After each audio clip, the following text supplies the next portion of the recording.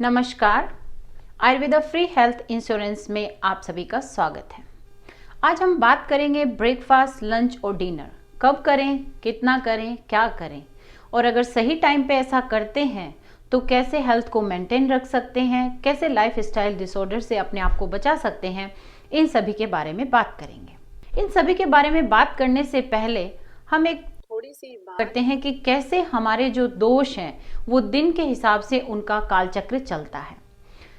सबसे पहले जो मैं आपको बताना चाहूँगी वो ये है कि हमारी जो अग्नि है या जठराग्नि है, जो हमारी भोजन पचाने की क्षमता है या जो डाइजेस्टिव फायर है, वो जो सूरज की गति है, जैसे जैसे सनराइज होता है ऊपर बढ़ता है, उसकी गति के अनुसार हमारी जो है जठराग्नि भी प्रदीप्त होती है, हमारी भोजन पचाने की क्षमता भी बढ़ती है। तो इसी तरह से जो दोषों का जो विभाजन किया गया है दिन के हिसाब से, रात के हिसाब से, तो 12 घंटे दिन के और 12 घंटे रात को, उनको 4-4 घंटे के हिसाब से तीनों दोष कफ, पित्त और वात के हिसाब से उनको डिवाइड किया गया है। तो सनराइज के समय से, या फिर ऐसे समझ सकते हैं कि सुबह 6 से 10 बजे का जो समय होता है वो कफ दोष प्रधान रहता है। इसी तरह से 10 से 2 बजे का काल दोपहर जो है वो पित्त प्रधान होती है। 2 से 6 बजे का लेट आफ्टरनून का समय है वो वात दोष प्रधान रहता है। और फिर इसी तरह से शाम में 6 से 10 का काल कफ का, 10 से 2 रात्रि का काल, मध्य रात्रि का काल पित्त दोष का, और 2 से सुबह 6 बजे तक का जो समय है वो वात दोष प्रधान होता है। तो इसी तरह से जैसे जैसे सनराइज होता है हमारी अग्नि प्रदीप्त हो जाती है, जैसे सनसेट होता है, सूर्य अस्त होता है, वैसे वैसे हमारी अग्नि भी अस्त होती चली जाती है। तो इसी बात को ध्यान में रखते हुए हम आज बात करेंगे कि कैसे हमें सही समय पर और ब्रेकफास्ट, लंच और डिनर जो है करना चाहिए। सबसे पहले बात करते हैं ब्रेकफास्ट की। तो ब्रेकफास्ट का जो समय है वो सुबह 6 से 10 बजे का रखा गया है। ब्रेकफास्ट का देखिए मतलब भी क्या है, ब्रेकिंग द फास्ट, यानी कि जो पूर्व रात्रि को जो हमने भोजन किया है और 10 से 12 घंटे का जो ये फास्ट हो गया है, यानी हमने कुछ नहीं खाया है, उस फास्ट को ब्रेक करने के लिए जो हम खाते हैं वो ब्रेकफास्ट है। हिंदी में अगर हम देखें तो ब्रेकफास्ट को हम कलेवा या नाश्ता या उप आहार कहते हैं, यानी कि प्रॉपर आहार नहीं है, उप आहार यानी कि आहार का थोड़ा पार्ट, यानी कि बहुत थोड़ा सा आहार जो है वो हमारा ब्रेकफास्ट या नाश्ता होना चाहिए। अब ये नाश्ता ऐसा क्यों बताया गया है, क्यों हमको कम खाना है या उप आहार लेना है, कम मात्रा में लेना है? ये इसलिए लेना है चूंकि सुबह 6 से 10 का समय जो है वो कफ का काल है, और जो कफ जब प्रकोपित रहता है या कफ जब बढ़ा हुआ रहता है तो हमारी जो अग्नि है वो मंद रहती है, कम रहती है। अब इसको समझने के लिए हम एग्जाम्पल लेते हैं।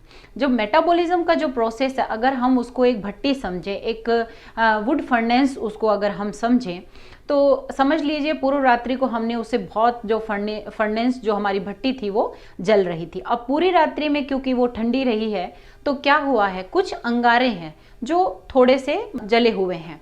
अब उन अंगारों से दोबारा हम उस अग्नि को प्रदीप्त करने के लिए देखिए हमें क्या करना है। 2 तरीके हैं। अगर हम छोटे छोटे तिनकों से धीरे धीरे अगर उसको प्रज्वलित करेंगे तो वो बहुत अच्छे से बढ़ जाएगी, लेकिन अगर हमने उन जरा से जो अंगारे थोड़े बचे हुए से उन पे बहुत भारी मात्रा में लकड़ियां डाल दी है तो वो बिल्कुल बुझ जाएगी। तो बस ऐसा ही जो बाहर की जो भट्टी है वैसा ही समझ लिए हमारा जो जठर है, हमारा जो आमाशय है, उसमें जो अग्नि है उसके साथ भी ऐसा ही हो रहा है।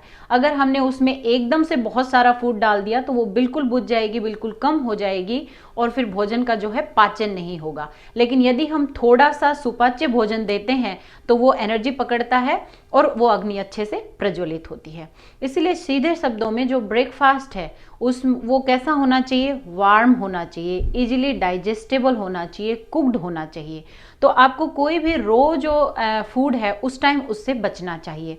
तो बेसिकली उस टाइम हम क्या कर सकते हैं, जितने भी हमारे ग्रेन्स हैं उनको मिक्स करके जो दलिया बनता है, अगर आप फ्रूट वेजिटेबल लेना चाहें तो आप कुक्ड फ्रूट ले सकते हैं, कुक्ड वेजिटेबल्स जो है आप उसमें डाल सकते हैं। गरम उपमा बना के खाया जा सकता है। जो भी गरम चीजें जो है हल्का हल्का जो सुपाच्य हो और जो गरम भी हो और कुक किया हुआ हो, ऐसा भोजन, ताकि हम उस अग्नि को ताकत दे सकें। अंकुरित अनाज हैं उनका सेवन किया जा सकता है, बट कुछ स्पाइसेस मसालों के साथ और अग्नि के हिसाब से। जिनकी अग्नि तेज है वो उनको कच्चा भी थोड़ा खाया जा सकता है, लेकिन जिनकी अग्नि मंद है या विषम है उनको कुक करके और मसालों के साथ उसका सेवन करना चाहिए। अब बात करते हैं लंच या दोपहर के खाने की। तो लंच जो है वो हमारे दिन का सबसे फुलेस्ट यानी कि हैवीएस्ट मील जो होना चाहिए वो लंच होना चाहिए, क्योंकि उस समय जो हमारी अग्नि है सबसे स्ट्रांग होती है। आप जो खाते हो उसको पचा लेते हो। तो उस समय आप मिठाई खाना पसंद करते हो, मिठाई खाइए, पनीर खाइए।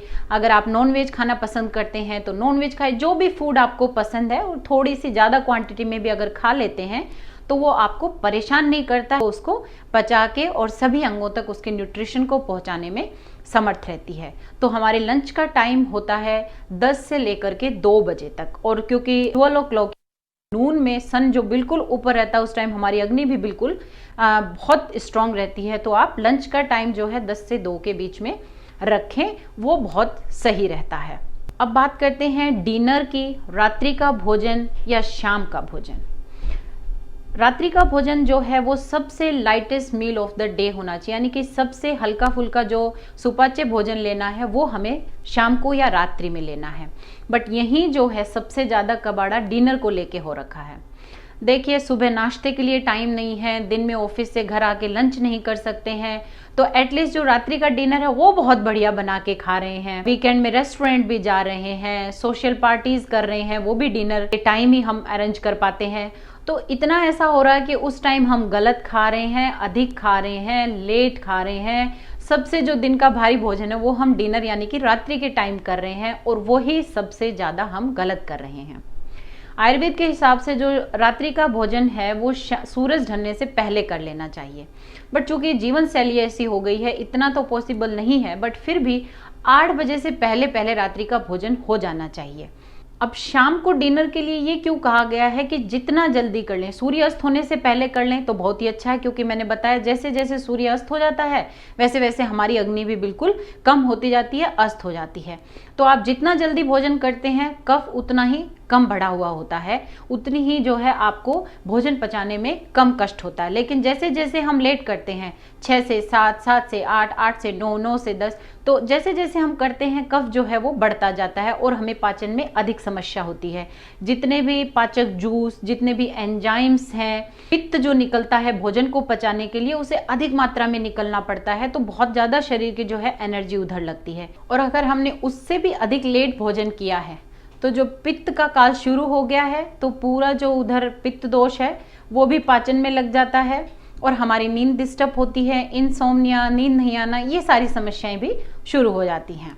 तो बेसिकली करना क्या है, जो ब्रेकफास्ट है वो हमको मॉडरेटली करना है, मतलब ऐसा कुछ भोजन लेना है स्पाइसेस के साथ, ताकि वो हमारी अग्नि को प्रदीप्त कर सके। दीपन पाचन औषधियों के साथ लेना है, गरम गरम लेना है। लंच जो है उसमें अग्नि बहुत अच्छी प्रदीप्त रहती है, तो आप बिल्कुल राजा के जैसे खाइए। फुल मील जो है, दिन का जो हैवीएस्ट मील आप ले सकते हैं वो आप सेवन कर सकते हैं। रात्रि में जो है बिल्कुल स्पेयरिंगली आपको खाना है, यानी कि कम से कम लाइटेस्ट बिल्कुल की तरह आप वो खाएं। जितना कम खा सकते हैं उतना आपको रात्रि में खाना है। अब सही समय पे भोजन लेने के फायदे देखिए। अगर हम सही समय पे भोजन लेते हैं तो जो हमारी बॉडी है, हमारे बॉडी के ऑर्गन्स हैं, उनको मेंटेनेंस के लिए जो है बॉडी टाइम देती है, उनको अलाउ करती है, उनको रिपेयर के लिए टाइम मिलता है। विशेष रूप से जो मैंने डिनर के लिए कहा है कि उसकी वजह से कबाड़ा होता है, देखिए वहां मैं उसका विशेष आपको रीजन बताती हूँ। जब दिन में हमारी अग्नि बढ़ी हुई है, हमने बहुत अच्छे से लंच किया है, पित्त का काल था, भोजन अच्छे से पचा है, जो पच के गया, हमारी बॉडी का पूरा न्यूट्रिशन हुआ है, एसिमिलेशन हुआ है, एब्जॉर्प्शन बहुत अच्छे से हुआ है, सारी धातुओं का जो है पोषण हुआ है, वो बहुत अच्छा है। बट जब हम रात्रि में लेट भोजन करते हैं, है ना, तो जो पित्त का काल रात्रि का है 10 से 2 का काल जो है, वो काल देखिए किस लिए है। वो काल है हमारा लीवर है, स्प्लीन है, जितने भी डाइजेस्टिव ऑर्गन्स हैं उनको मेंटेनेंस के लिए, रिपेयर के लिए वो काम आता है। तो जब पित्त दोष बढ़ा हुआ है वो उधर उनकी रिपेयर का काम करता है। बट चूंकि अगर हम लेट खाना खा रहे हैं तो वही जो पित्त है वो डाइजेशन में लग जाता है, तो लीवर, स्प्लीन, जो डाइजेस्टिव ऑर्गन्स है उनको रिपेयर, मेंटेनेंस के लिए टाइम ही नहीं मिलता है। वो स्ट्रेस में आ जाते हैं, लीवर पे, स्प्लीन पे, इन पे स्ट्रेस बढ़ जाता है। अगर हम ऐसा 1-2 दिन करते हैं तो कहीं ना कहीं बॉडी उसको एडजस्ट कर लेती है। बट जब हम इसको अपनी एक हैबिट बना लेते हैं तो ये स्ट्रेस ऑर्गन्स पे बढ़ता ही चला जाता है और एक स्ट्रेस के बाद वो स्ट्रेन हो जाते हैं, फट जाते हैं, वो उसको बर्दाश्त नहीं कर पाते हैं। तब क्या होता है, तब जितनी भी लाइफ स्टाइल डिसऑर्डर्स हैं, लाइफ स्टाइल डिसऑर्डर से मेरा मतलब है जो किसी कीटाणु विषाणु जीवाणु से नहीं हो रही हैं, हमारी जो जीवन जीने की शैली है, जो पद्धति है, जो हमारी आदतें हैं, उनकी वजह से धीरे धीरे दोषों की जो विषमता हो रही है, दोषों में जो असंतुलन हो रहा है, उसकी वजह से जितने भी रोग होते हैं वो सब लाइफ स्टाइल डिसऑर्डर्स हैं। जैसे थायराइड है, डायबिटीज़ है, हाई ब्लड प्रेशर है, लिवर डिसऑर्डर्स हैं, किडनी डिसऑर्डर्स हैं, ओबेसिटी है। तो ये सारे रोग जो हैं, ये जो हमारी ये हैबिट है, इसकी वजह से होते हैं। इसके अलावा जब भी हम लेट खाते हैं, कफ का काल बढ़ा हुआ रहता है, रात में जो है पित्त दोष भोजन को पचाने में लगा हुआ रहता है, तो हमारे शरीर में कफ और आम जो एक तरह से टॉक्सिन है हमारी बॉडी के लिए, आप ये समझ लीजिए, वो हमारे शरीर में इकट्ठा होना शुरू हो जाते हैं। और ये टॉक्सिन जो है जैसे जैसे इकट्ठा होता है, फिर वो सारे अंगों में डिस्ट्रीब्यूट होने लग जाता है, और वो टॉक्सिन जो है वो सारे अंगों की ऑर्गन जितने भी हैं, किडनी है, हार्ट है, लंग्स है, जो भी ऑर्गन आपको समझ में आता है, वो टॉक्सिन डिस्ट्रीब्यूट होते जाते हैं और हमारे सारे अंगों में कोई ना कोई बीमारी, हम लाइफ स्टाइल डिसऑर्डर से ग्रसित हो जाते हैं। तो एक विशेष रूप से अगर डिनर का भी हम सही समय पे और सही तरीके से करना शुरू करें, तो हम बहुत सारी बीमारियों से अपने आप को बचा सकते हैं। इसके अलावा जो भी मील आप ले रहे हैं, उनमें कम से कम जो है 3 घंटे का अंतराल होना चाहिए। 3 घंटे से पहले आपको कुछ नहीं खाना चाहिए। आचार्यों ने तो बल्कि यहाँ तक कहा है कि दिन में 2 मील बहुत हैं। ये तो चलिए अभी जो मॉडर्न लाइफ स्टाइल आ गई है, वर्क स्टाइल ऐसा हो गया है, तो हम भी इस ढर्रे में जो है चल पड़े हैं, बट यहाँ भी कहीं ना कहीं हमें इसको फॉलो करना चाहिए। तो जो कफ प्रकृति के लोग हैं, हाँ, तो प्रकृति जो है उसके मैंने पहले भी वीडियो बनाए हैं, कैसे आप समझ सकते हैं आप किस प्रकृति के हैं। बट इसके बाद जब आहार सीरीज हमारी ये पूरी हो जाएगी, उसके बाद कुछ प्रश्नावली के माध्यम से हम जानने की कोशिश करेंगे कि आप किस प्रकृति के हैं। तो अभी मैं सीधे ही आपको ये ले चल रही हूँ कि जो कफ प्रकृति का व्यक्ति है, जिसको वेट को लेकर के बहुत इश्यूज रहते हैं, आप थोड़ा उससे समझ सकते हैं, तो उनको दिन में 2 ही मील करने चाहिए। सुबह आप जो है 10 बजे खा सकते हैं, उसके बाद शाम का भोजन 6 बजे ले सकते हैं। तो कफ प्रकृति वालों के लिए बहुत ज़रूरी है कि वो डिनर सूर्यास्त से पहले कर लें, या फिर 7 बजे उनके लिए कट ऑफ लाइन है कि 7 बजे के बाद वो डिनर नहीं करें। पित्त प्रकृति का जो व्यक्ति है, चूंकि उसकी अग्नि थोड़ी तेज होती है, उसकी अग्नि अच्छी रहती है, तो वो दिन में 3 मील कर सकता है और हर मील के बीच में 5 से 6 घंटे का डिफरेंस रख सकता है। जैसे सुबह 7:30 से 8 बजे के बीच ब्रेकफास्ट किया है, तो 12:30 से 1 बजे के बीच में लंच कर लें और शाम को 6 से 7 बजे के बीच में अपना डिनर कर लें। वात प्रकृति वाला जो व्यक्ति है वो दिन में 5 मील कर सकता है, 3 घंटे का अंतर रखकर। जो वात प्रकृति के व्यक्ति होते हैं उनमें हाइपोग्लाइसीमिया यानी कि लो ब्लड शुगर हो जाती है, तो उनको थोड़ी थोड़ी देर में यानी कि 3 घंटे के अंतराल पे कुछ खा लेना चाहिए। तो जैसे सुबह 7 बजे खाया है, फिर 10 बजे खा लिया है, 1 बजे खाया, 4 बजे और 7 बजे, ऐसे वो अपना फूड डिवाइड कर सकते हैं। अब आप पूछेंगे कि भाई अगर किसी को बीच में फ्रूट्स खाने हो या कुछ सैलेड खाना हो तो क्या करना है। तो देखिए, इन मील्स के बीच में अगर आपको वास्तव में भूख लगती है, बहुत तेज हंगर अगर आपको फील होती है, तो आप फ्रूट्स या सैलेड जो है वो ले सकते हैं। अगर भूख नहीं लगी है तो जबरदस्ती खाने की जरूरत नहीं है। हम सबने बहुत इतने आर्टिकल्स और ये सब पढ़ रखे हैं कि थोड़ा थोड़ा बार बार खाते रहिए, लेकिन देखिए इससे हमारे डाइजेस्टिव सिस्टम पे कितना भार पड़ जाता है। थोड़ी सी देर में कुछ खाया, मेरा डाइजेस्टिव ओके, जूस निकाल रहे हैं, उसको खाना पचाना है, इतने में ही जैसे ही वो थोड़ा आधा पाचन उसका हुआ है, इतने में हमने ऊपर से कुछ और डाल दिया है, फिर वहीं से स्टार्टिंग से जो है हमारा पाचन शुरू हो जाता है। तो अगर हमने कहीं पढ़ रखा है कि कुछ खाते रहो बार बार, ऐसा कुछ नहीं है, बिना भूख के कुछ नहीं खाना है। अब एक रोचक सा तथ्य है जो मैं आपसे शेयर करती हूँ। जो ब्रेकफास्ट, लंच और डिनर, ये शब्दावली जो हम भी प्रयोग में लाने लग गए हैं, ये कहीं ना कहीं बहुत गलत है। अब देखिए, लंच का जो मतलब है वो है lightest meal of the day, यानी कि कोई स्नैक्स आप कर रहे हैं वो, और डिनर जो है उसका मतलब है largest meal of the day. और अब आप ये बोलेंगे कि अभी अभी तो आपने बताया कि भाई जो डिनर है वो लाइटेस्ट होना चाहिए। तो चूंकि हम शब्दावली में यहाँ नहीं जा रहे हैं, हम सभी इस तरह से प्रयोग करने लग गए हैं, बट ये रोचक सा एक तथ्य था तो मैंने सोचा आपसे शेयर करूं। तो डिनर का मतलब है कि जो लार्जेस्ट मील जो डे का है वो हमें लेना चाहिए। बट चूंकि अभी लाइफ स्टाइल ऐसी हो गई है, जो दोपहर का खाना है वो घर पे नहीं ले पा रहे हैं, वो स्किप हो जाता है। तो कहीं ना कहीं क्योंकि एक जो लार्जेस्ट मील होता है वो हम इवनिंग में या शाम के भोजन में कर लग गए, तो वो डिनर जो है उधर शिफ्ट हो गया है। जो कि हमारी सेहत के लिए गड़बड़ है और इसीलिए इतने सारे लाइफस्टाइल डिसऑर्डर्स भी हमारी जिंदगी का एक हिस्सा बनते जा रहे हैं। अब रात्रि के भोजन के लिए अगर आप सपर प्रयोग करते हैं वो ज़्यादा ठीक है, क्योंकि सपर जो है वो सूप वर्ड से बना है। और जैसा मैंने बताया कि जो रात्रि का जो भोजन है, शाम का जो भोजन है वो लाइटेस्ट होना चाहिए। सूप इससे बढ़िया कुछ हो ही नहीं सकता। अगर आप सूप का प्रयोग करते हैं इवनिंग में, वो दी बेस्ट है। सीधे सीधे शब्दों में मैं आपसे एक बार रिवाइज कर देती हूँ कि जो ब्रेकफास्ट और डिनर है, चूंकि दोनों में कफ का काल है, कफ उसमें थोड़ा बढ़ा हुआ रहता है, तो बिल्कुल लाइट भोजन लें।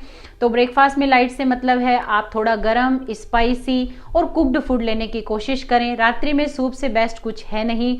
और लंच में चूंकि पित्त का काल है, हमारी आज जठराग्नि बहुत तीव्र है, उस समय आप भरपेट खाइए। जो हैवीएस्ट मील है डे का वो आप आराम से लीजिए। जो भी आपकी मनपसंद चीजें हैं उनको खाइए। और विशेष रूप से जो डिनर है उसमें आप प्लीज सुधार कीजिए। बहुत सारे लाइफस्टाइल डिसऑर्डर से आप अपने आप को बचा पाएंगे। Thanks for watching my video. Please subscribe, like, share and comment. मिलते हैं अगले वीडियो में एक नई जानकारी के साथ।